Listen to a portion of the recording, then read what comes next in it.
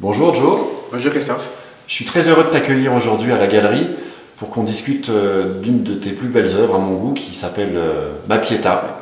Voilà, donc est-ce que tu peux nous en dire un petit peu plus sur ce magnifique travail? Bon, Ma Pietà, à la base, c'est une sculpture de Michel-Ange. Et vu que je suis fan de l'artiste Michel-Ange, donc j'ai essayé d'interpréter l'une de ses œuvres, l'une de ses chefs-d'œuvre en fait, qui est Ma Pietà. Donc j'ai essayé d'adapter ça à la situation actuelle, parler un peu de l'immigration, les jeunes qui sont prêts à tout pour venir chercher la vie meilleure ici en Europe, donc qui sont prêts à risquer leur vie. Donc du coup, dans ces tableaux, la technique, elle est une technique mixte qui s'est imposée à moi au fil d'un aiguille de mon évolution artistique. Et là, vous allez voir avec du tissu parce que j'ai grandi avec ça, qu'on appelle des tissus africains. Voilà. Donc du coup, dans cet tableau, nous voyons une mère qui porte son enfant aussi qui a voulu tenter l'aventure pour venir chercher une vie meilleure ici, qui est mort. Et j'ai représenté la mort par un noir et blanc, parce que pour moi, la mort n'a pas de couleur, ni de nationalité, ni de trucs.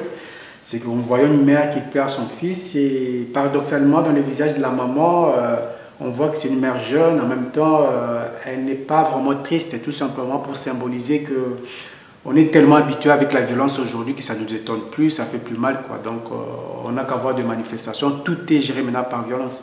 Donc, c'était une façon de démontrer ça aussi. En même temps, les larmes ne couvrent plus le visage, quoi. Ça couvre juste une partie, on pleure juste un temps et puis voilà, c'est fini.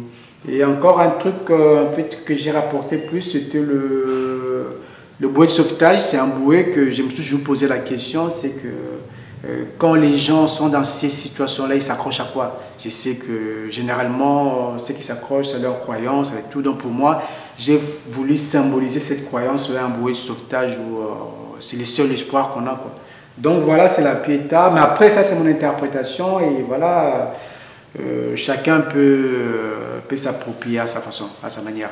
Tu peux nous parler un petit peu plus précisément de la technique utilisée, de comment tu fonctionnes, voilà, c'est les aplats, nous expliquer en quoi ça consiste.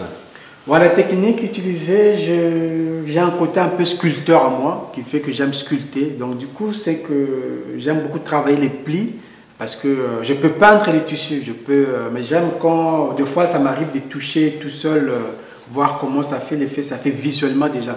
Donc du coup, avant je faisais des aplats, après ça a commencé à s'imposer. Au fur et à mesure, tu sculptes, tu arrives encore à ajouter plus de détails, qui a fait qu'il est arrivé à ça. Et, avant, je ne faisais pas des tissus, mais des tissus, comme j'ai dit, des fils en aiguille, dans mon évolution, ça s'est imposé parce que toute mon enfance est là. Donc en Afrique, j'ai grandi avec ces tissus, aujourd'hui qu'on appelle aujourd'hui les tissus africains, quoi. Même si nous savons que c'est hollandais. On remarque sur beaucoup de tes tableaux des petites écritures, rappelant bien évidemment, je pense, ton expérience à l'école d'Alger. Oui. Est-ce que tu peux nous expliquer aussi pourquoi toujours ces symboles sont utilisés sur tes tableaux? On les retrouve très fréquemment, on le verra d'ailleurs dans d'autres œuvres. Ouais. Moi, c'est que l'écriture a une place vraiment... L'écriture s'est imposée à moi. L'écriture, tu sais, le dessin, c'est d'abord une écriture. Quand on commence, on est enfant... le premier dessin que nous faisons, on apprend à imiter l'écriture, à faire des traits. Tout ça, pour moi, c'est l'écriture. Et au fur et à mesure que l'écriture évolue, ça donne des œuvres d'art. Ça donne un dessin, ça donne des yeux. Donc, tu commences d'abord par écrire.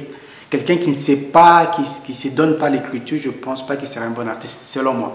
Parce qu'il ne verra pas la maîtrise du dessin. Donc, l'écriture, l'arabe, c'est que inconsciemment, j'ai grandi dans une société, je n'arrivais pas à les lire.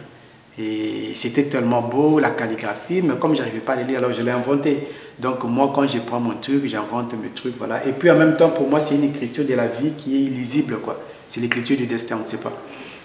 Très bien, Joe. Bah, écoute, je te remercie beaucoup pour ces explications. On rappelle que Ma Pietà est disponible à la Galerie Marronnage, 6 rue Ferrachat, dans le 5e arrondissement de Lyon. Et bien sûr, vous pouvez la retrouver aussi sur notre site internet www.la-galerie-marronnage.com. Merci, à bientôt. À bientôt, merci.